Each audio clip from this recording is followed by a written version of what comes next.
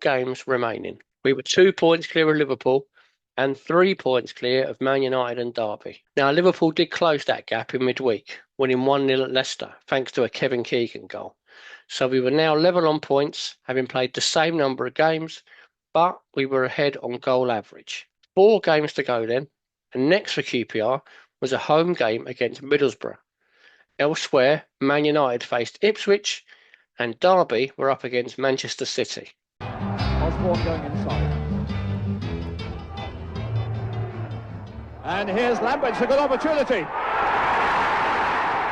What a ball, what a shot. There's just over 10 minutes left, and Weimar gets that.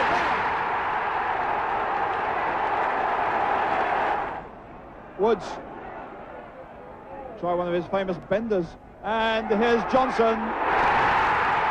It's a goal.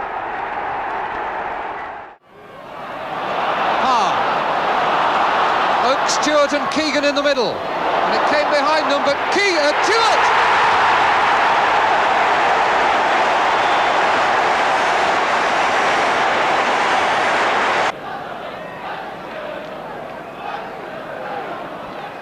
Bell. Booth. Keegan. Royal. 2-0.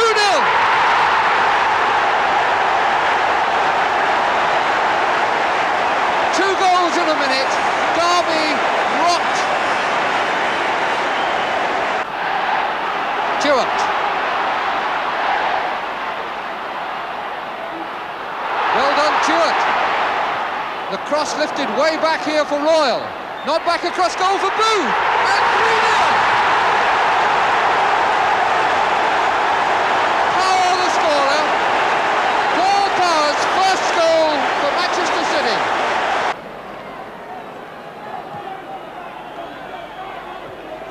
Lee for Rioch. Rioch losing Oakes. Brilliantly done by Corrigan, but he couldn't keep it out. Rioch. Bell. Oakes. Rioch. Rioch shot! When he hits them, there isn't a goalkeeper in the country that can stop those. Farland trying to get them back. Rioch has a stab, but it hit Booth. Keegan won it well, and plays it on for Stewart, who's onside because he was in his own half. No, he's just got Mosley to beat. And he's gone round him, and he's shot, and he's missed it. No, it's got in! Agony! Agony all the way!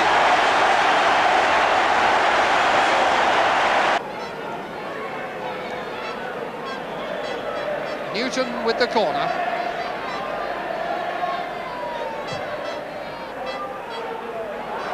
Away was by Stewart, Nish, McFarland, and it's put in by Todd. Defenders were looking at each other. Stan Bowles has been behind the kickers, organising that Rangers wall. Saunis with a shot right through there, and it's there by Bosma.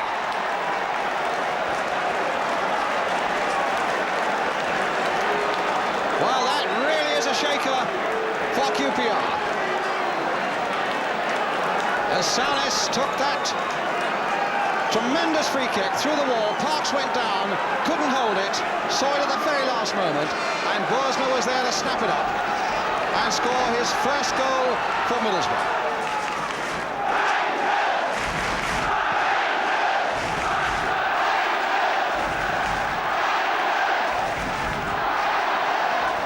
Clement. Now Francis. Clement again. Down he goes, penalty. Middlesbrough don't like it, but you can be sure Jack Taylor won't be moved as Clement went flying there. The referee had no hesitation in pointing to the spot.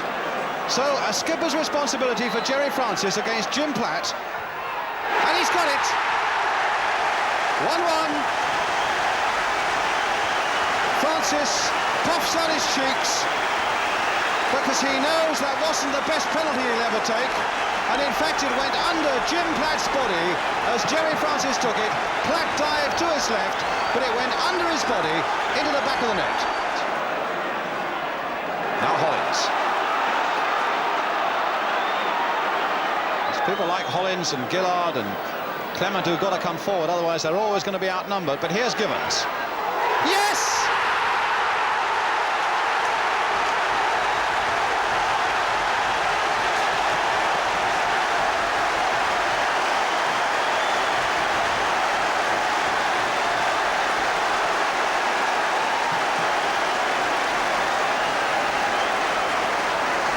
Well, Gibbons worked his way in across that penalty area, the right foot, and there was a slight deflection on the way, taking it even wider past Platt and just inside the far post.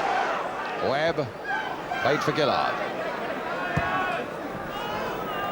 Oh, a nice dummy there by Gibbons, on for Bowles. Bowles has gone through to the middle as well, and he almost got there, and he might still get there. Francis hammering it in, that's number 3.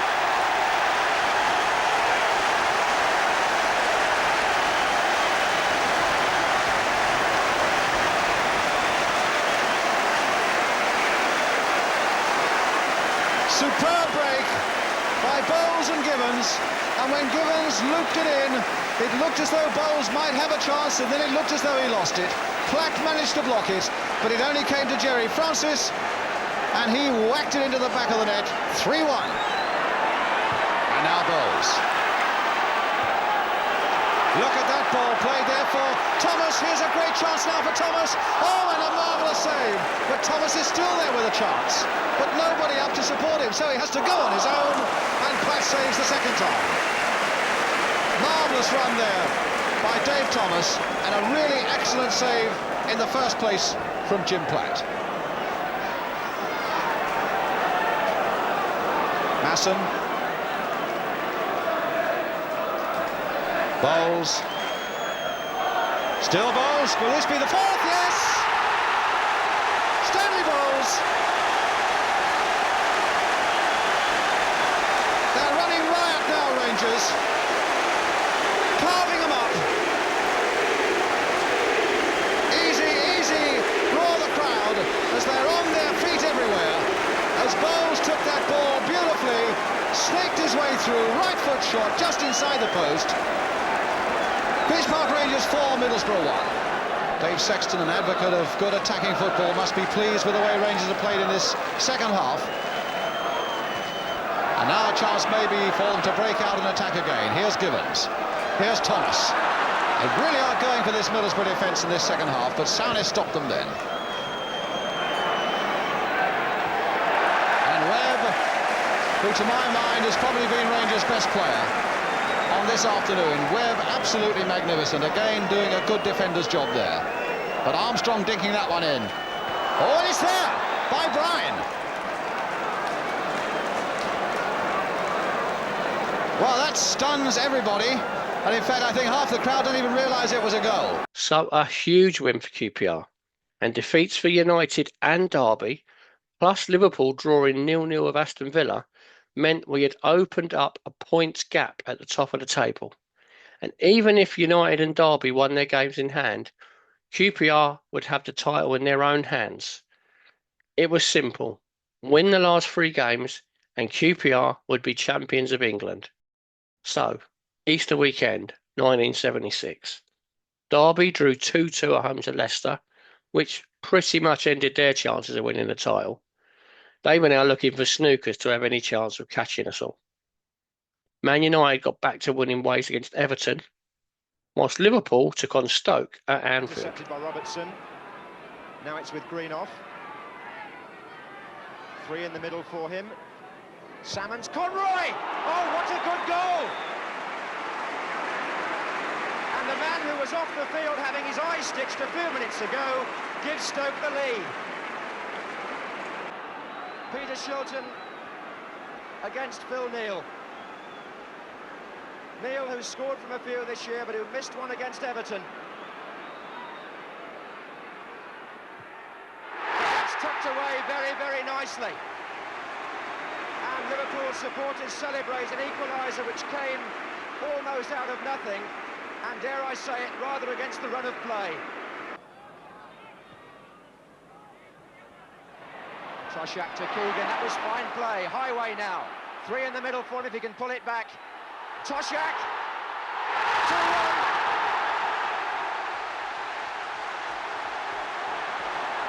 Big John Toshak scores his 22nd goal of the season. Keegan. Liverpool spreading out now. That's a fine ball for Kennedy. And what a fine goal!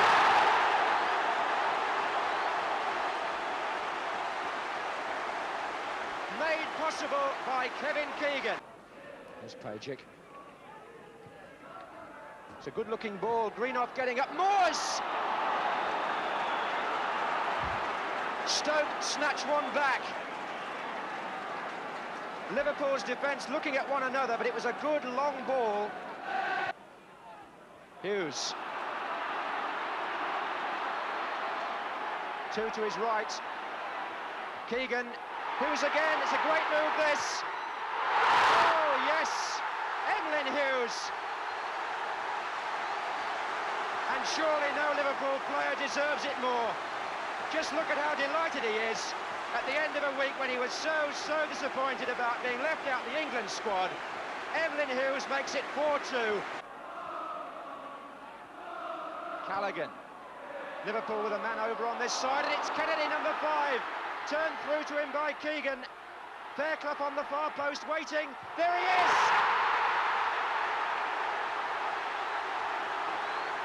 David Fairclough completes a unique hat-trick.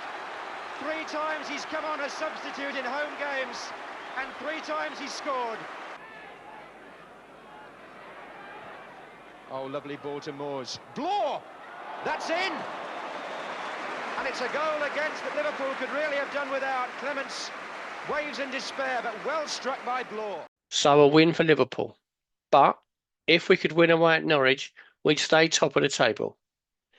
A little warning now. Those of a nervous disposition might want to look away. 3 Q.P.R Rangers for the one ball. McDougall, it's there. Jerry Francis and Martin Peters together, and that's Webb's kick, won by Falls. Now Bowles. Thomas going in deep. Brilliant goal by Thomas, superb!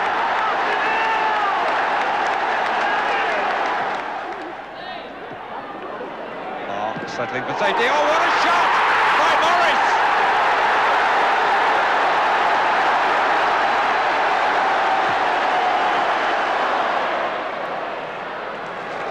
Peters, Morris,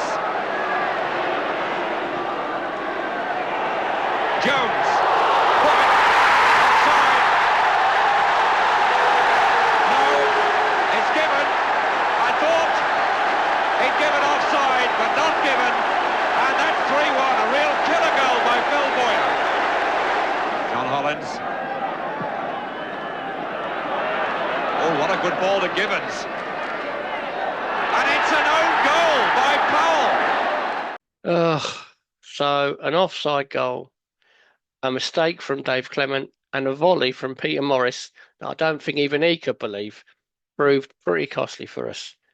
We created tons of chances, but we just couldn't take them. And now the title was out of our hands, with Liverpool moving a point clear. We'd have the rest of our lives to dwell on that game, but at the time we had to face Arsenal at home on Easter Monday, with an 11 a.m. kickoff. Arsenal had beaten us earlier in the season, and they had some real quality in that team, but Q.P.R were desperate to get back to winning ways and take the title race to that final day of the season.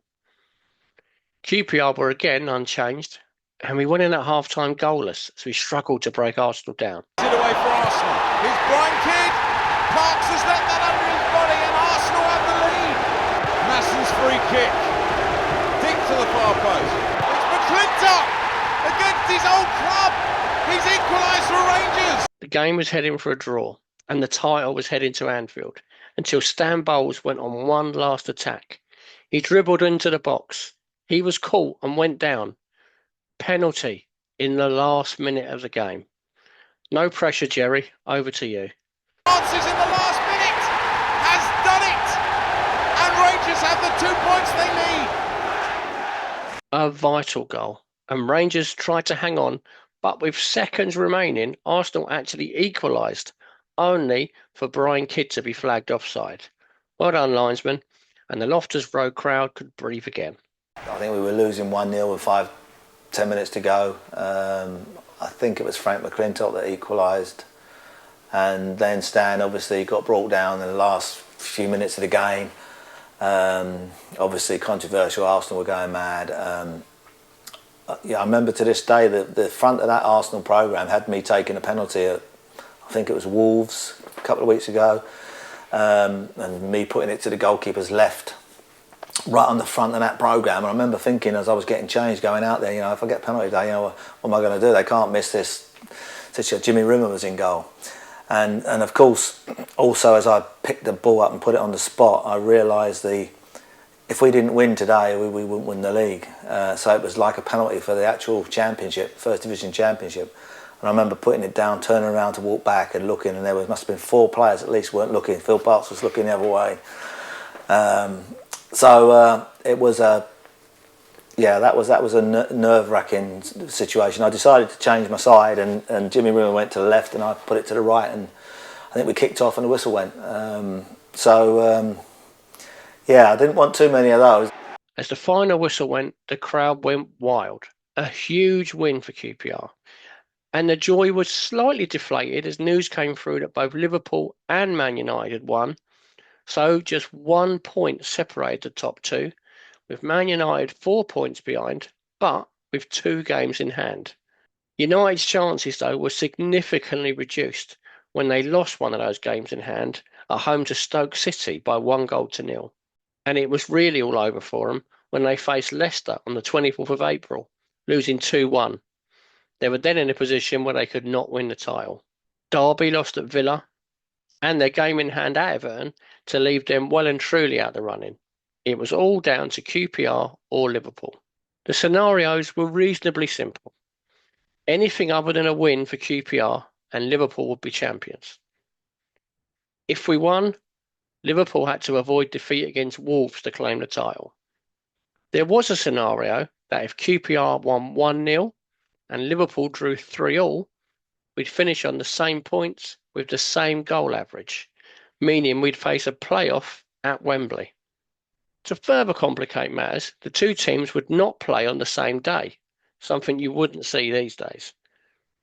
Q.P.R. would face Leeds on the 24th of April, but back then you didn't have international breaks, and the European Championships were played across the season rather than a summer tournament as it is today. Just the semi-final and final were played in June. England were already out, but Wales had reached the quarter-finals and were due to play Yugoslavia on April the 24th. And their star man, John Toshak, was needed for Wales, so it meant Liverpool couldn't really play on that weekend. They then had a UEFA Cup final first leg on the following Wednesday. There was no games allowed on FA Cup final weekend the following week, so Liverpool would have to wait 10 days to play their final league game of the season.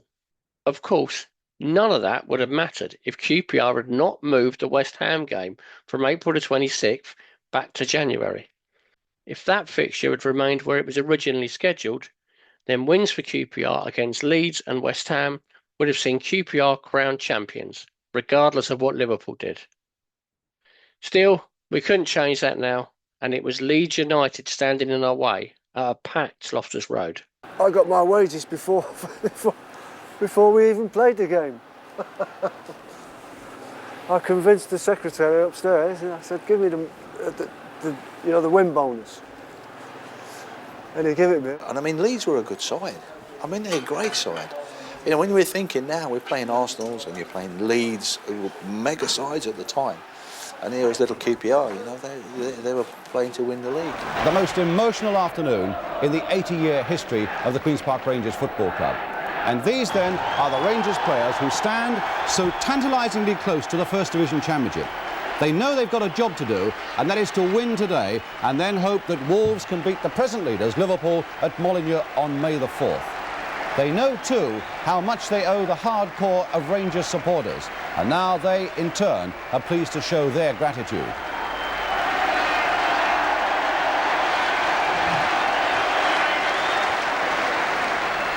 Last out, as always, David Webb, such a character to have in a team at this particular time, now doing his own mini lap of honour. But now down to sterner things, and these are the highly professional Leeds United players who'll be out to deny Rangers a glimpse of that title. A harder side to beat would be hard to imagine, and Leeds have been through these sort of fires before themselves. So a mighty roar from this Loftus Road crowd and a whistle from Mr. Gow gets this vital game underway. Rangers attacking the goal to our left in their hoops of blue and white. Leeds United today in an all-yellow strip. Here's Dave Thomas for Rangers, unbeaten at home in the league this season. 25 points from the last 28, a really brilliant finish. Marred only by that defeat over Easter at Norwich that could, in the end, be so crucial. Eddie Gray for Leeds. Rangers holding off him for a moment there. Frankie Gray. But here's McClintock. Masson along, searching ball, trying to search out Givens. Reaney across there. Only half stopping Rangers. Bowles now. Into the box and overrunning it, and a goal kick to Leeds United. McClintock. Bowles, played for Francis. Masson again. Bowles on that far side. Hunter closing in. Still we stand. Bowles took a deflection. Oh, and Francis also got a touch there. And Harvey did well. First from Francis. There was a deflection, and then or rather from Bowles, there was a deflection, and then Francis got his touch. Harvey saved well. Francis calling for it, getting it. Playing it now for Dave Clement. Bowles.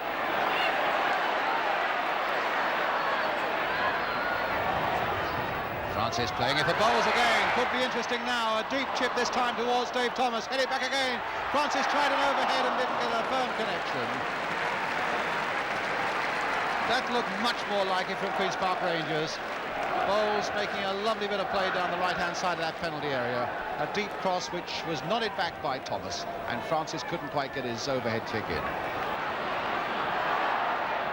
Masson, nice little dummy there. Lovely bit of skill there by Don Masson. McClintock, a long clearance. Now Givens, a chance now for Rangers. Oh, and he's stopped by Harvey. Well, the first mistake that Blakely's made all afternoon, and the first real explosive moment too we've seen from Don Givens, and it nearly produced the first goal, but for a brilliant piece of goalkeeping, and brave too, from David Harvey. Now McClintock. Well, that might give Rangers a taste for it. Givens with the header. Dave Thomas with the header. And it's there.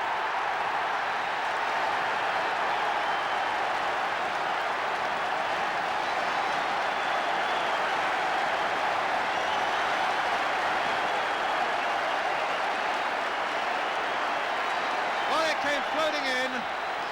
Givens was up there with his head, and he went further across the goal. And Dave Thomas was there to duck in and put it in the back of the net. Now it's with Gray.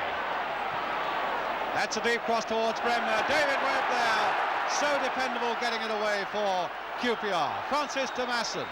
Back to Francis again. Well, the more goals they can get, the better. And there's Francis, hammering it just a yard wide for what could have been number 2.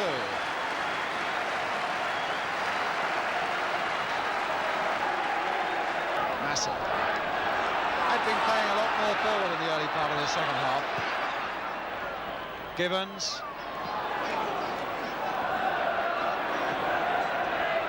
Oh, they're beaten by Jordan, and now Mackenzie's through. Now, can this be the equaliser? Mackenzie hitting it, and Parks with his fingertips just turning it wide. Well, Webb was a little casual, if anything, there. Mackenzie pounced, and Mackenzie was through.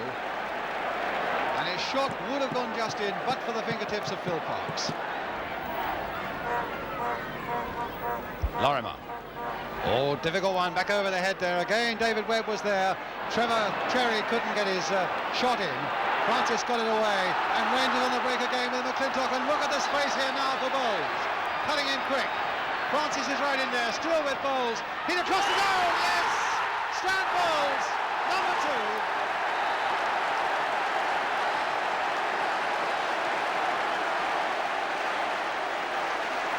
A brilliant breakout by Rangers. A lovely pass there that found Stan Bowles. Francis was steaming up at a rate of knots, but Bowles determined to try it himself. Harvey really should have saved it. Queen's Park Rangers 2, Leeds United 0. And Stan Bowles, the man who scored it.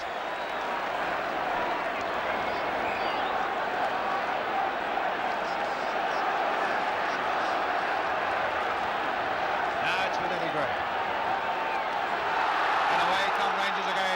Through Massey. 7 minutes to go.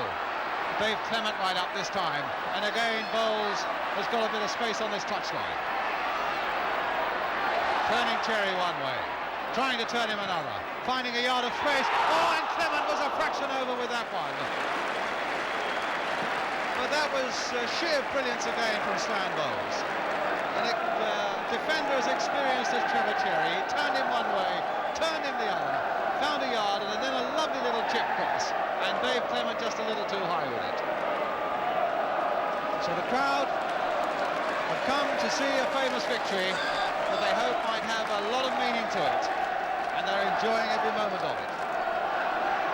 Tremendous achievement this season for Dave Sexton, the manager.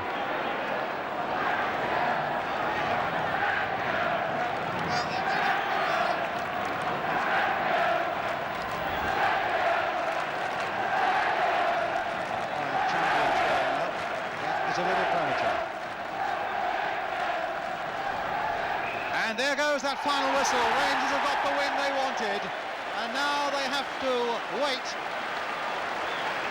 to see what happens when Liverpool play Wolverhampton. As the crowd come rushing on, Rangers have gone through a season in the league here at Loftus Road unbeaten, the first time they've done that in their history. Dave Thomas getting off there, the man who scored that first vital goal for the breakthrough. In 80 years of their history, they've never really seen a day like this when the championship of the First Division could be won by Rangers. As I say, there are now some agonising days to wait to see whether Liverpool can get a point, which would be enough to take the title to Merseyside. Great scenes there. Fans on the pitch, players celebrating. We ended our season top of the league, but faced an agonising wait to see if we would be crowned champions of England. A massive party afterwards. Still got pictures of that, but again, it was so. You didn't know what to do really. I mean, obviously, fantastic, we won, but are you champions? Aren't you champions? I mean, they're all celebrating. Everyone's out on the pitch. Thousands are out on the pitch, but what was it? It was so I remember going out, go out to celebrate. What do you do? And we had 10 days of that. But it was still a very, very sweet, feeling to actually have won the game, to then go up into the director's box, and I've took photos at home of that, and it was just a marvellous day, and which has lived in the Q.P.R fans' memory. Typically of Q.P.R, we kept ourselves busy during that 10 days. We played in the Evening Standard five-a-side competition, losing to Orient in the final, and then we travelled to Southampton to play in Mick Shannon's testimonial, just 2 days after the Saints had won the FA Cup. As the wait ended for Q.P.R fans, we waited for the results. Some fans listened on the radio, others went to Molineux to watch the game, some tried to stay away from it. It wasn't televised. The players as well. Some went to the pub, but a few of them were sat in a BBC studio watching the game. It was all quite simple. A win or a draw for Liverpool, and they were champions. Although if it finished 3-3, then Q.P.R would take the title on goal average. Wolves had plenty to play for. They had to win and hoped Birmingham lost to an already relegated Sheffield United to stay in the division. It would prove to be a very tense evening. Just into the centre circle, nodded down, comes to Richards. Kinden's moving for the return, that's a good ball, a chance here for Steve Kinden, and he makes it! And gives Wolves a lifeline. Under 15 minutes left, and Liverpool still looking for this vital goal. Chipped up in the box, on by Toshak to Keegan, and the old firm has done it. 1-1, and that will be enough. Look at the delight on those faces of players and spectators. Neil knocking it in, comes sideways, Toshak taking his time, but using it to perfection. 2-1. Keegan. Liverpool ending the match and the season in fine style. Here's Ray Kennedy, stepped his man quite superbly, and what a lovely left foot.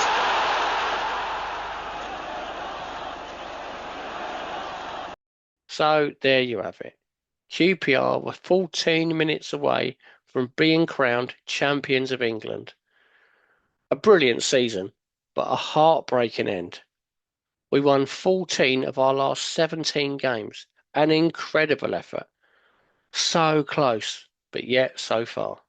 It was a sad way to sit in a TV room and watch 90 minutes football and see your whole season sort of go up in flames, really. Very disappointing. I said, I'm going to get drunk, Jerry. What are you doing? I don't know what he done. He's pissed off. I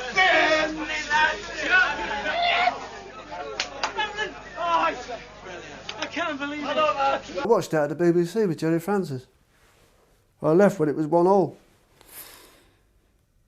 And it was only, I think, I'll tell you, it was 12 minutes. They was losing 1-0. 12 minutes to go. It was 12 minutes short. You've got to remember, we went into Europe and played very well after that.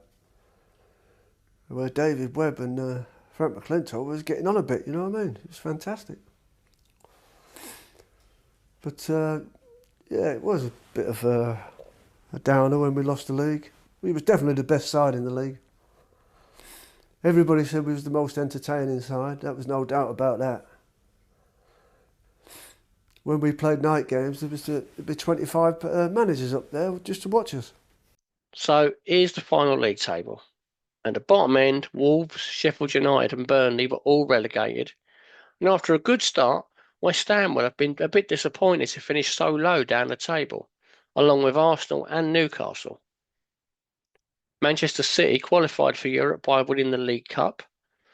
Derby finished 4th on 53 points, also qualifying for Europe. Man United won their final game to finish 3rd on 56 points. Q.P.R recorded our highest ever league finish in 2nd place, also qualifying for the UEFA Cup for the first time in our history, whilst Bob Paisley won his first league title by just 1 single point. He would also go on to win the UEFA Cup that season. Don Gibbons was our top goal scorer that year with 13 goals. Stan Bowles and Jerry Francis both scored 12 goals each. Phil Parkes and Don Masson were ever present that season, playing 48 times in all competitions. So despite not winning the title, it had been a great season, with so many highs, playing some brilliant football that entertained not just the Q.P.R fans, but football fans across the country. This was a Q.P.R team that will forever go down in the club's history as one of the very best to put on the blue and white hoop shirts. I hope you enjoyed these videos. Don't forget to like and subscribe to the channel and check out qprhistory.co.uk for a full look back at this and every season at Q.P.R, plus much more, and enjoy many other videos from across Q.P.R's history on this YouTube channel. Thanks for watching.